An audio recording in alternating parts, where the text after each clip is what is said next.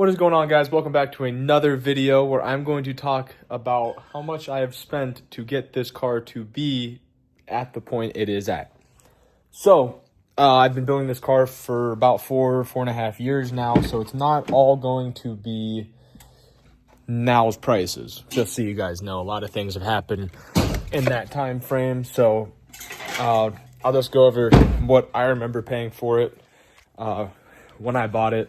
I don't have a list. I'm just gonna free ball it and do pretty good at that. So let's get into it.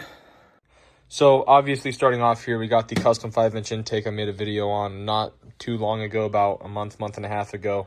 Green filter was like $65. Intake tube is that, and then the other 5-inch tube I got out back. That was all, I'm gonna say $300. I'm probably gonna high estimate just about everything, just because I want to give you guys maybe a better standpoint. This is something new, so to rebuild something like this would probably be just about $300 again.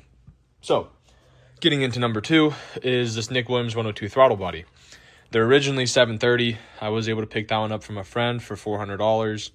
He got it from the Summit Scratch and Dent, and I was able to pick it up off of him. So let's just say $780 for that one.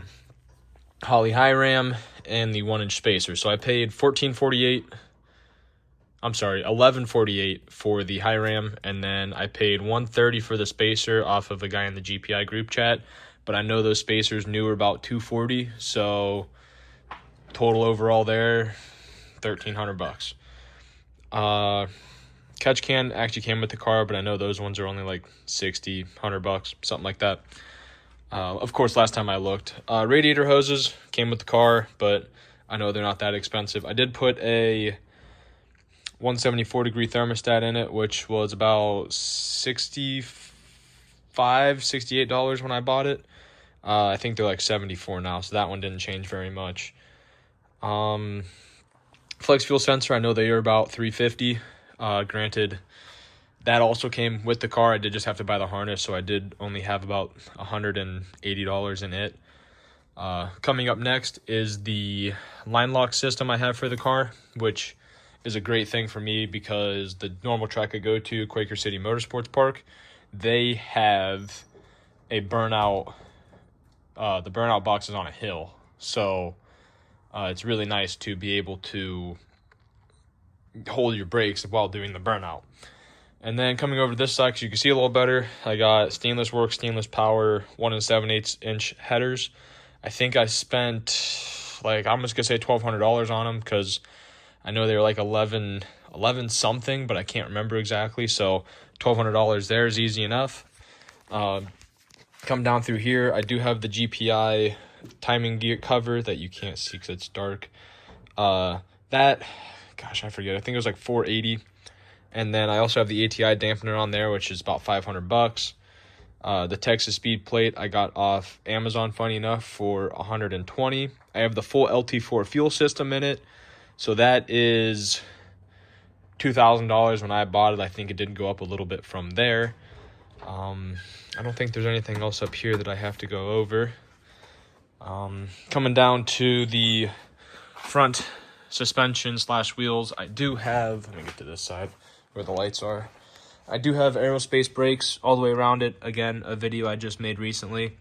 Those were all $2,000 I paid for those. So normally they are a little bit more money. But again, I got these used off of a guy on Facebook, thankfully enough. Only thing I do have for suspension for the front or these Ibach 1LE springs for drag racing. So that's pretty nice. I do have the auxiliary radiators deleted, even though that is not a mod. I mean, it is a mod, but car's in shambles right now. I am taking the Hurst shifter out of it. That is coming in tomorrow, and then I'll make a better video saying if that actually fixed my shifting issue. That's the Motion Raceworks button there I have for the line lock, and then I have a little toggle switch right below that. The other one was for my two-step. Of course, I don't have that wired up anymore. Wasn't really a big fan of it. So,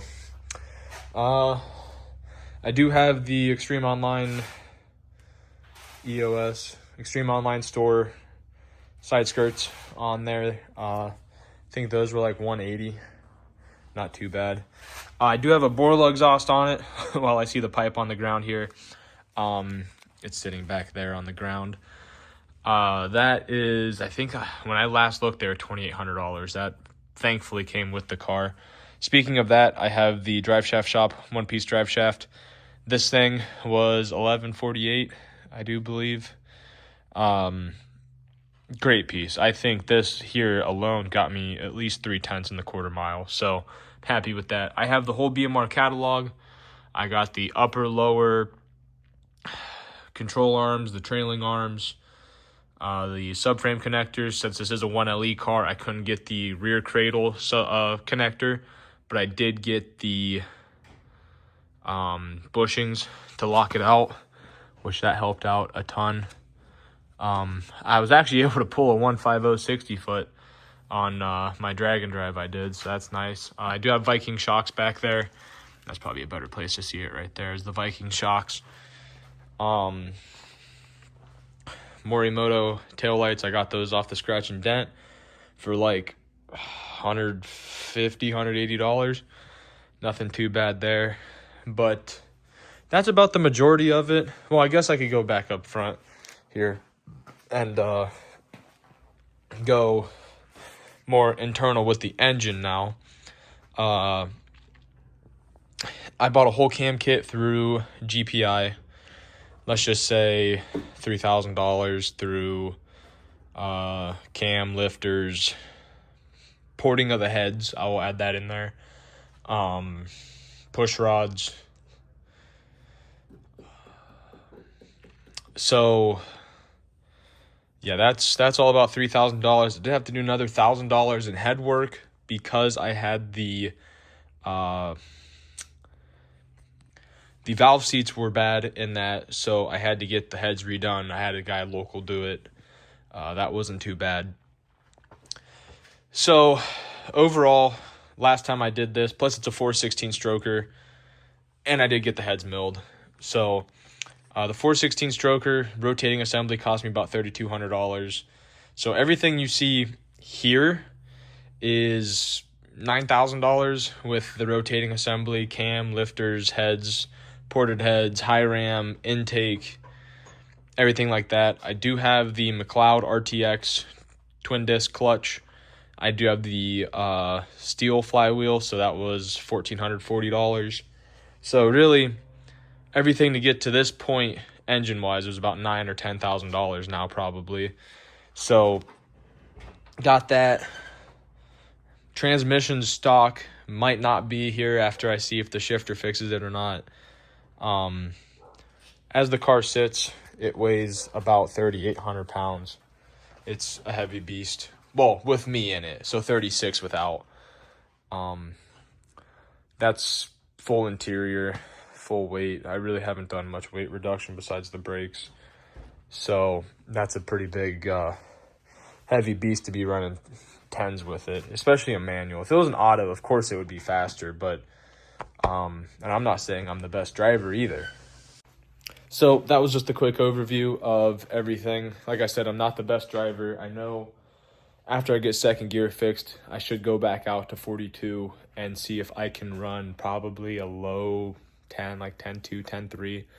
I have the mile an hour for it. I already trapped 132. But total cost for everything you see here as it sits, I paid $32,000 for the car 4 years ago with just at 20,000 miles. So everything should add up to about 60,000, which isn't horrible to run about that with boost and fueling and everything like that. I don't think it would be much different.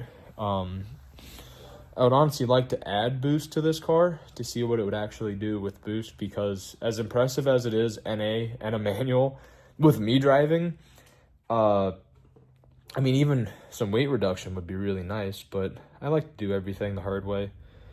And yeah, I'd like to see it boosted. I'd like to see it get a little faster eventually, possibly get into the 9s. I mean, it probably has, if I gut the interior, keep the exhaust off of it. I could probably see low tens. I'm not going to say a 9, but if everything works right, it might. I don't know. But again, that would probably have to be not me driving, or once I get that shifter changed, if it really does make a huge difference, like I hope it does, it might. So, yep, that was just a quick overview. I have about $60,000 into this beast in over 4 years. I don't make a ton of money. I've really just had a strict budget every year, and unfortunately, I was camo only until the lifter hit the piston and blew up motor number 1. That's why it's a 416. So I usually say I have a good budget and I have a good plan on how I buy my parts, but not everything goes to plan. If you guys know cars at all, nothing goes to plan. So, yeah. If you guys have any questions, leave a comment, and I'll see you guys in the next one. Peace.